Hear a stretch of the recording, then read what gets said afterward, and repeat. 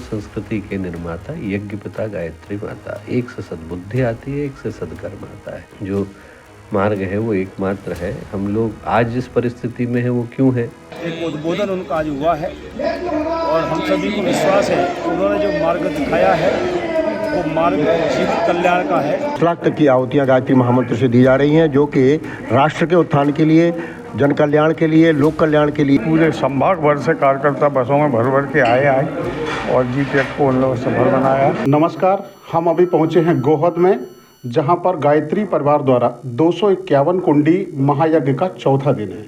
यहां पर गायत्री परिवार के राष्ट्रीय अध्यक्ष डॉक्टर चिन्मय पांड्या जी, जो देव गुरु संस्कृति विश्वविद्यालय हरिद्वार से आए हैं, हम उनसे जानेंगे कि मनुष्य के जीवन में यज्ञ का क्या महत्व है। हम बात करते हैं गुरुदेव से। गुरुदेव, मनुष्य के जीवन में यज्ञ का क्या महत्व है? मनुष्य के ही नहीं भैया, पूरे समाज और सृष्टि के जीवन में यज्ञ का बहुत महत्व है। आप यदि वेदों को पढ़ें तो वेद कहते हैं यज्ञो वै विष्णु, यज्ञ ही भगवान विष्णु है।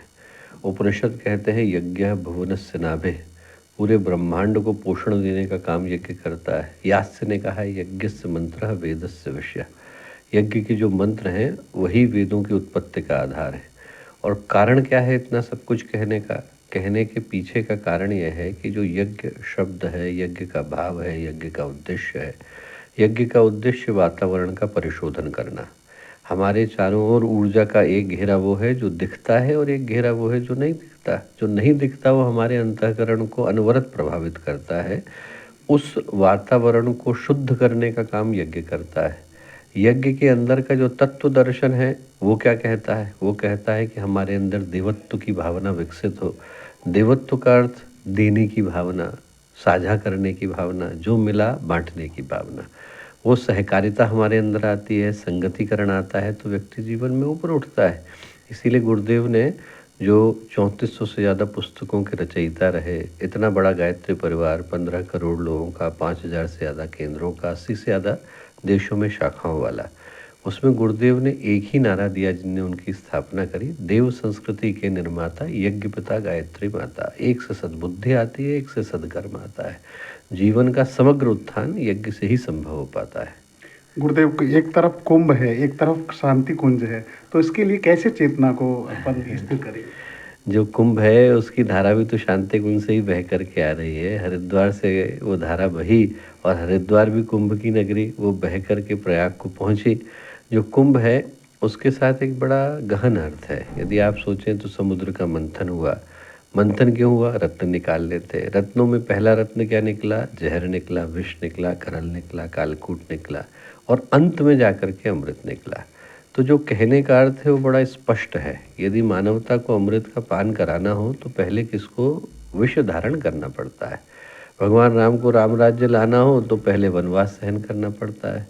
यदि पांडवों को जो है भारत का शासक बनना हो तो पहले अज्ञातवास से गुजरना पड़ता है। यदि धरती पर जो है गंगा का अवतरण कराना हो तो पहले किसी न किसी को अपने जटाओं के ऊपर गंगा को धारण करना पड़ता है। कष्ट से गुजरेंगे तो सौभाग्य की राह स्पष्ट हो पाती है। गुरुदेव, मनुष्य के जीवन में गायत्री मंत्र का क्या है? इससे बड़ा सौभाग्यशाली मंत्र नहीं, भारत का कोई वेद नहीं, भारत की कोई परंपरा नहीं। ये जो 24 अक्षरों का मंत्र है, इसी के अंदर 24 देव हैं, 24 देवता हैं, 24 ऋषि हैं, 24 छंद हैं, 24 मंत्र हैं, 24 मुद्राएं हैं। एक ही मंत्र के अंदर पूरा का पूरा भारतीय संस्कृति का ज्ञान जो है वो समाहित हो गया है। इसके अंदर जीवन में ऊपर उठने की प्रेरणा है। इससे ज़्यादा पवित्र मंत्र दूसरा आया नहीं। ऐसा अकेला मंत्र है जिसकी व्याख्या महर्षि विश्वामित्र ने भी करी, महर्षि वशिष्ठ ने भी करी, महर्षि अगस्त्य ने भी करी, महर्षि भारद्वाज ने भी करी, महर्षि सुतीक्ष्ण ने भी करी, महर्षि शरभंग ने भी करी। यहाँ तक कि आचार्य शंकर ने शारीरिक भाष्य में अलग से गायत्री मंत्र का भाष्य लिखा। सूत ने भी कहा, शौनक ने भी कहा। ऐसा अकेला मंत्र जिसके विषय में सारे ऋषियों ने कहा, सप्त ऋषियों ने कहा। जितने वेद हैं उनके प्रत्येक मंडल में गायत्री का उल्लेख है। आप तीसरा मंडल ऋग्वेद का उठा करके देखें, विश्वामित्र मंडल है, पूरा पूरा गायत्री छंद से भरा हुआ है। तो एक ऐसा मंत्र जो जीवन को समग्र रूप से पवित्र, पुनीत और पावन बनाता है। इसीलिए गुरुदेव ने इस मंत्र के साथ जुड़ने की प्रेरणा दी कि उसकी शिक्षाएं, उसका तत्व दर्शन व्यक्ति के जीवन में समाहित होता है तो व्यक्ति ऊपर उठता चला जाता है। इतनी शक्ति है कि यदि गायत्री मंत्र का जरा सा हिस्सा भी व्यक्ति के जीवन में आता है तो उस आत्मविश्वास को जगाता है जिसको प्राप्त करने के बाद व्यक्ति ऊपर ही उठता है। गुरुदेव, मोक्ष प्राप्ति के लिए व्यक्ति को क्या करना है? कर्मों की शुद्धि जो मार्ग है वो एकमात्र है। हम लोग आज जिस परिस्थिति में है वो क्यों है? शास्त्र कहते हैं क्लेश मूले कर्माशय और दृष्ट अदृष्ट जन्म वेदनीय सती मूले तद्विपाको जाति आयु भोग। आप चाहते नहीं थे पर आपको जीवन मिला। क्यों मिला? क्योंकि आपके पास कर्म का संग्रह है। कर्म के संग्रह से मुक्ति मिलती है तप करने से, पर नया कर्म तो हम तब भी कर बैठते हैं। तो एक तरफ तो पुराने कर्मों से मुक्ति मिले और एक तरफ नए कर्म को न करने की अवेयरनेस, जागरूकता हमारे जीवन में उत्पन्न हो। दोनों को कर पाने का पथ जो है वो गायत्री का मंत्र दिखाता है। भर्गो, भर्गो का मतलब पुराने कर्मों को जलाइए। देवस्य मतलब हमारे जीवन को प्रकाशित करिए। यो दिव्यते दिव्यते सा देवा, हमारे जीवन को प्रकाशित करिए ताकि नया कर्म हम न कर बैठे। तब व्यक्ति के जीवन में मोक्ष का दरवाज़ा, मुक्ति का दरवाज़ा, निर्वाण का खुलता है। और तो कोई बंधन है नहीं। मन एव मनुष्य नाम कारणम बंध मोक्ष है। वही मन जो है बंधन का भी कारण है, मोक्ष का भी। निवृत्ति वहीं से। जी गुरुदेव, एक आखिरी सवाल है मेरे को, तो हिंदू राष्ट्र को लेकर सारे देश भर में, इसको लेकर आप क्या कहेंगे? भारतीय संस्कृति, भारतीय परंपरा, भारतीय ज्ञान परंपरा, इसने पूरे विश्व को प्रकाश से ओतप्रोत किया। भारत की जो मूल संस्कृति का आधार है वो क्या है? भारत की मूल संस्कृति का आधार है परहित सरस धर्म नहीं भाई, पर पीड़ा न समझ माई। पूरे शास्त्रों का निचोड़ रामचरितमानस के अंदर गोस्वामी तुलसीदास जी ने रख दिया कि हमारे जीवन में जैसे ही प्रेरणा आती है कि हम दूसरे को कष्ट न देने का कारण बने, अपने जीवन को हित से भरने का माध्यम बने, वैसे ही अपने आप हमारे माध्यम से वो क्रिया निकलती है जो पूरे समाज को अच्छे पथ की ओर लेकर के चलती है। ये थे हमारे साथ गुरुदेव जी। आपने सुना, गुरुदेव ने सभी विषयों पर अपनी खुल के बात कही, चाहे वो शरीर हमारा पंचभौतिक है, सूक्ष्म है, कारण है, महाकारण है, केवल है, उसको लेकर कही, मोक्ष को लेकर कही। अब चलना मनुष्य का काम है। गुरुदेव ने तो अपना पद दिखाया। ये बहुत ही हर्ष, गौरव और सम्मान का विषय है। हमारे हर जैसे इलाके में 251 कुंडी गायत्री महायज्ञ का आयोजन किया गया है। बड़े उत्साह के साथ खंडवासी इसमें भाग ले रहे हैं। इससे भी ज़्यादा हर्ष का विषय है निर्माण योजना गायत्री परिवार के हमारे मार्गदर्शक हैं डॉक्टर पंड्या जी, उन्होंने अपनी वाणी से हमें प्रदान किया यहाँ।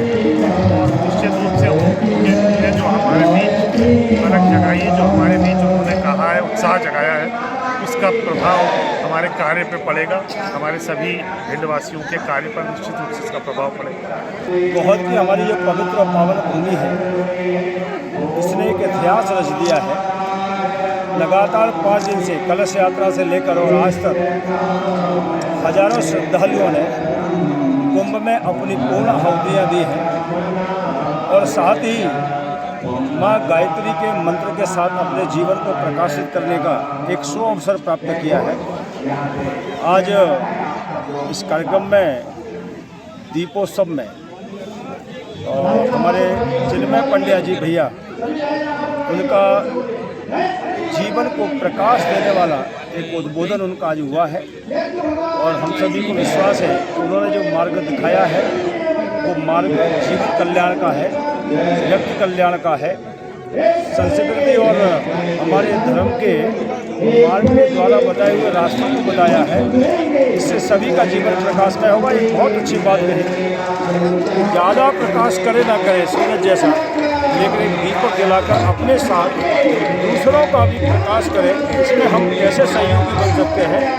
हम सब लोग मिलकर इस पवित्र गौर की धरा पर और उनसे प्रेरणा लेकर गरीब की परेशान की मदद करके मानव कल्याण करने का संकल्प लेते हैं। कल दीक्षांत समारोह में कितने लोग शामिल हुए? दीक्षांत समारोह में ये चवरिया कार्यक्रम नहीं है, ये श्रद्धा और विश्वास पर टिका हुआ है। जो भी दीक्षांत समारोह में दीक्षा लेना चाहते हैं उनका अभिनंदन है, क्योंकि ये राजनीतिक दीक्षा नहीं है, ये आर्थिक दीक्षा नहीं है, ये धार्मिक दीक्षा है। जिन लोगों ने 9 तारीख से यज्ञ को सुना है, उनसे जानते हैं कि उनको कैसा लगा। यहाँ पर गुरुदेव जी आए हुए हैं, हम इनसे जानते हैं कि यज्ञ में कैसा लगा। ये मिनी अश्वमेध यज्ञ 251 कुंडी गायत्री महायज्ञ गोहद में एक अभूतपूर्व और ऐतिहासिक कार्यक्रम हुआ है। और ऐसा कार्यक्रम आज तक नहीं हुआ है। इसमें 9 तारीख को कलश यात्रा थी, जिसमें लगभग 5000 से अधिक हमारे भाई और बहनों ने कलश उठाए थे और भाई साथ में थे। और इसी प्रकार से 10 तारीख को देव स्थापना थी, उसमें भी लगभग हमारे 3000 भाई और बहनों ने भाग लिया था। और इसी क्रम में 11 तारीख को 12 तारीख को लगभग 4-4 हज़ार भाइयों ने यज्ञ किया है। और इस प्रकार से लगभग 5 लाख से 10 लाख तक की आहुतियाँ हमारे 4-5 दिन के कार्यक्रम में 10 लाख तक की आहुतियाँ गायत्री महामंत्र से दी जा रही हैं, जो कि राष्ट्र के उत्थान के लिए, जन कल्याण के लिए, लोक कल्याण के लिए ये महायज्ञ किया जा रहा है। सर आपको जानेंगे कैसा लगा सर आपको ये? बहुत अच्छा कार्यक्रम हुआ। 251 कुंडी गायत्री महायज्ञ गोहद में पहली बार 251 कुंडी हुआ है।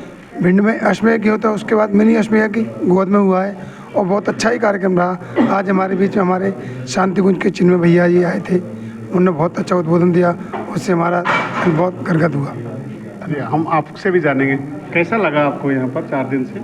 4 दिन से बहुत अच्छा लगा है। बहुत अच्छा भव्य कार्यक्रम हुआ है और इसके लिए हम लोग काफ़ी दिनों से मेहनत कर रहे थे और हम कार्यकर्ताओं की सारों की बहुत मेहनत सफल हुई है। एक अच्छे भव्य कलश यात्रा निकली और 4 दिन बढ़िया से यज्ञ संचालन हुआ।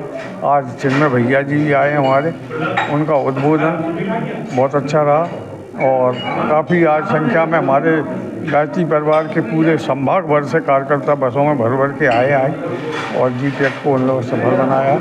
उसके लिए हम सभी कार्यकर्ताओं और सभी अपने भाई बहनों को बहुत बहुत आभार व्यक्त करते हैं। धन्यवाद जी, हमारे साथ बहन जी भी खड़ी हुई हैं। अभी 4 दिन से हम देख रहे थे बहन जी बराबर तन्मयता के साथ यज्ञ का कर रही थी। बहन जी, यज्ञ को लेकर क्या कहेंगे?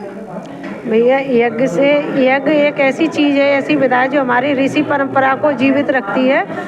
जो ऋषियों मुनियों के सामने जो यज्ञ होते थे, वो आज हमारे गुरुदेव ने उस परंपरा को जीवित किया और घर घर में यज्ञ उन्होंने करना सिखा दिया सभी लोगों को। पहले हम अपना नाम भी नहीं बोल पाते, हमारे गुरुदेव ने हमको आचार्य बना दिया, स्टेज पर बिठा दिया आज करने के लिए। तो बहुत खुशी होती है कि हमें ऐसे गुरु से जुड़कर हमारा हमारे परिवार ही शांति में हो गया है। पूरा परिवार में बहुत शांति रहती है और बहुत अच्छा लगता है। और एक ही चीज़ है हमारे गुरुदेव का नारा कि उपासना, साधना, आराधना।